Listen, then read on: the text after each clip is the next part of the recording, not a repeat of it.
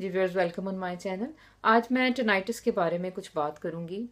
अच्छा जी, ये होता कुछ यूं है कि कुछ लोगों के कानों में उनके ना चाहते हुए भी एक मुसलसल सी एक आवाज़ जो है वो सुनाई देती रहती है, और जो कि काफ़ी वो परेशानी का बायस बनती है।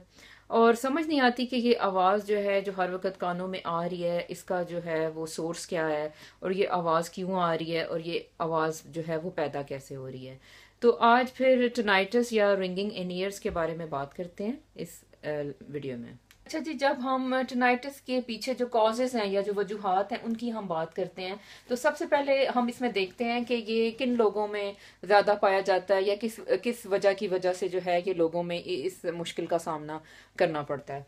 तो इसमें देखें, सबसे पहले जो है जो ओल्ड पीपल हैं, जैसे एज जिनकी बहुत ज़्यादा हो चुकी है, जैसे 80 साल, 90 साल, या 70 साल में भी समटाइम्स, तो उनमें ये बाज़ औक़ात ये टिनाइटिस का जो है सूरत हाल पैदा हो जाती है। बिकॉज उसकी वजह ये होती है कि आपके कान में भी कुछ बोन्स हैं, तो वो बोन्स काइंड ऑफ आप समझें कि जैसे वो एजिंग के प्रोसेस में वो बहुत ज़्यादा हार्ड हो जाती हैं या वो सख्त हो जाती हैं, तो वो जो आपका जो एक साउंड का प्रोसेस है वो फिर अच्छी तरह से वो उस तरह से नहीं हो पाता। यानी जैसे समझें कि जैसे पहले एक जिसमें से साउंड गुजरती थी वो इतना सा एरिया था, तो अब जैसे एजिंग की वजह से वो जैसे स्मॉल हो गया, तो उसकी वजह से जो है वो साउंड जो है वो एक उसको ज़्यादा ज़ोर से गुजरना पड़ता है, तो उससे फिर बाज़ औक़ात जो है वो आपकी सेंसिटिविटी टू जो नॉइज़ है या साउंड है वो बढ़ जाती है, और आपको जो है ना एक डिफरेंट सी एक आपको आवाज़ सुनाई देने लगती है। तो अच्छा जी, सबसे पहले हो गए जो बूढ़े लोग हैं।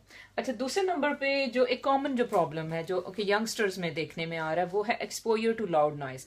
अच्छा, जब भी आप किसी एक बहुत ज़्यादा शोर वाली जगह पे जाते हैं तो अक्सर लोग अपने कानों का ख्याल नहीं रखते, वो अपने ईयर्स को प्रोटेक्ट करना भूल जाते हैं। जैसे अब यंग बच्चे जो हैं वो जाते हैं कॉन्सर्ट्स पे चले जाते हैं, या जो वैसे जलसे जुलूसों में जाने का रुझान बहुत ज़्यादा आजकल बढ़ा हुआ है, उनमें भी अगर आप जाते हैं तो वहाँ पे बहुत ज़्यादा लाउड नॉइस होती है। या फिर किसी जगह जैसे कंस्ट्रक्शन हो रही है, या कुछ लोग जैसे काम ही उनका बिल्डर्स वाला या ऐसे मतलब इन ऐसी जगहों पे काम करते हैं जहाँ पे हैवी मशीनरी यूज हो रही है, तो उसकी वजह से भी जो है ना वो आपके कान मतलब वो थोड़ा उनमें डैमेज हो जाता है, और उसके बाद जो है आपके कानों में ये साउंड सुनाई देने लगती है। अच्छा, इसके अलावा जो लोग हेडफोन्स बहुत ज्यादा यूज कर रहे हैं आजकल, तो वो हेडफोन्स में भी आपको पता है लाउड म्यूजिक वो सुनते हैं बच्चे, यंगस्टर्स में ज्यादातर ये देखने में आ रहा है, तो वो लाउड म्यूजिक बाज को सुनते सुनते वो सो जाते हैं, तो उसकी वजह से भी जो है ना आपके कान जो है मुतासिर हो जाते हैं, तो इन बातों का आपको ख्याल रखना चाहिए।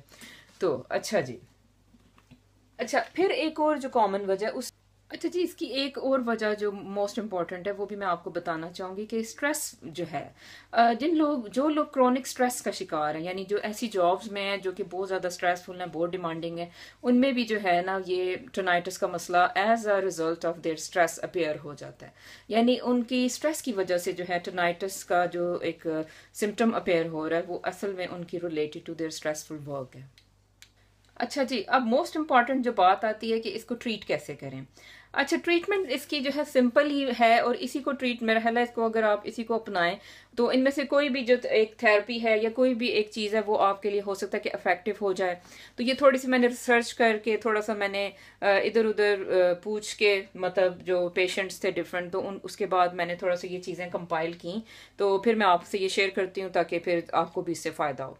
अच्छा, इसमें सबसे पहले तो ये है कि जो लोग एक स्ट्रेसफुल जॉब में हैं उनको चाहिए कि वो थोड़ा सा रिलैक्स होने की टेक्निक्स अपनाएं, थोड़ा सा मेडिटेशन की तरफ आएं, और थोड़ा सा अपने आप को रिलैक्स करने के लिए डिफरेंट एक्टिविटीज़ करें, जैसे कोई स्पोर्ट्स कर लें या कुछ भी है, वो अपनी स्ट्रेस को रिड्यूस करें। ठीक है जी। अच्छा, दूसरे नंबर पे जो है वो रेगुलर एक्सरसाइज को अपनाएं। ठीक है, ये तो सबके लिए ज़रूरी है। अच्छा, फिर जो है डाइट मोस्ट इंपॉर्टेंट है, अच्छी डाइट लें आप। ठीक है, इसमें जो टिनाइटिस वाले जो पेशेंट हैं उन्हें कहते हैं कि जिंक लेना चाहिए। अब जिंक आप देखते हैं कि डिफरेंट नट्स वगैरह में होता है, तो जिंक सप्लीमेंट्स लें। अगर चले नट्स खाने पसंद नहीं है तो आप जिंक सप्लीमेंट्स लें, जिंक बहुत ज़रूरी है आपके लिए। अच्छा, फिर एंटीऑक्सीडेंट्स हैं, जैसे मैंने बात की फ्री रेडिकल्स की, तो एंटीऑक्सीडेंट्स जो हैं वो विटामिन ए, सी एंड ई है, और वो आपके फ्री रेडिकल्स का अगर मसला चल रहा है तो वो उसको वो किल करेगा, और उससे जो है आपको हेल्थ की तरफ वो ले जाएगा। तो एंटीऑक्सीडेंट विटामिन्स या एंटीऑक्सीडेंट्स आप यूज़ करें। ठीक है। अच्छा जी, फिर मैंने देखा कि गार्लिक जो लोग जो है उन्होंने लोगों ने बताया कि भाई गार्लिक का इस्तेमाल जो है या जो लहसुन का इस्तेमाल है वो उसकी वजह से भी जो है ये एक कदीम तरीका इलाज है, तो उसकी वजह से भी जो है वो टेनाइटिस से लोगों को निजात मिली। तो अब गार्लिक पाकिस्तान में तो बहुत ज़्यादा अवेलेबल है, तो आप ये खाने की आदत अपनाएं।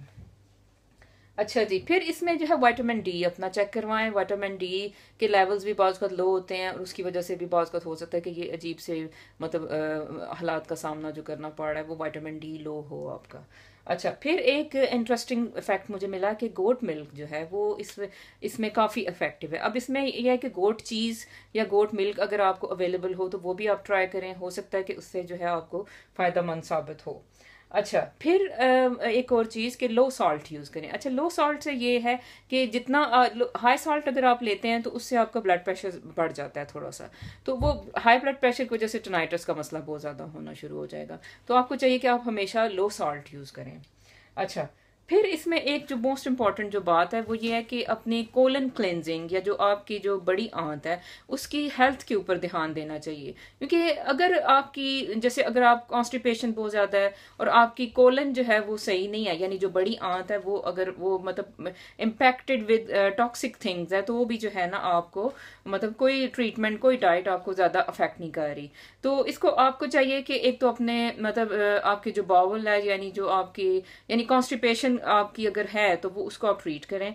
आपको देखना चाहिए कि ये जो मतलब निज़ाम है हमारा जैसे आप कहते हैं निज़ाम इंहज़ाम, आपको पहले उस पर भी ध्यान दें कि वो क्या प्रॉपरली काम कर रहा है। तो अगर वो प्रॉपरली काम कर रहा है तो फिर बाकी चीज़ें जो है वो उसमें विटामिन भी अच्छी तरह जज़ब हो जाएंगे, जो खुराक खाएंगे वो अच्छी तरह जज़ब होगी। लेकिन अगर आपका निज़ाम इंहज़ाम ही ठीक नहीं है तो फिर ये है कि फिर कोई भी चीज़ फिर असर नहीं कर पाती। तो अच्छा, इसके अलावा जो है डिफरेंट ट्रीटमेंट्स जो यूज़ होती हैं जैसे एक्यूप्रेशर है, एक्यूपंक्चर जिसे आप लोग कहते हो, तो उसमें वो भी बहुत का ये इफेक्टिव होता है। अच्छा, अब डिफरेंट जो है उन्होंने बना दिया कि डिफरेंट साउंड थेरेपीज़ हैं फॉर टेनाइटिस, वो भी आपको यूट्यूब पे वीडियोस मिल सकती हैं। उसका ये असर है कि वो यानी कहते हैं कि जो है ना आप डिफरेंट एक फ्रीक्वेंसी की साउंड की ना उन्होंने यानी एक वो बनाई है डिफरेंट, यानी आप समझें कि डिफरेंट वीडियोस बना दी हैं या डिफरेंट उन्होंने ना ऑडियो फाइल्स बना के उन्होंने यूट्यूब पे भी मैंने देखा कि वो मौजूद हैं, हर जगह मिल जाती हैं। तो वो ऑडियो फाइल्स वो ये है कि वो है टेनाइटिस वाले लोगों के लिए कि वो एक डिफरेंट फ्रीक्वेंसी ऑफ साउंड को वो आपके कानों तक वो पहुंचाती हैं।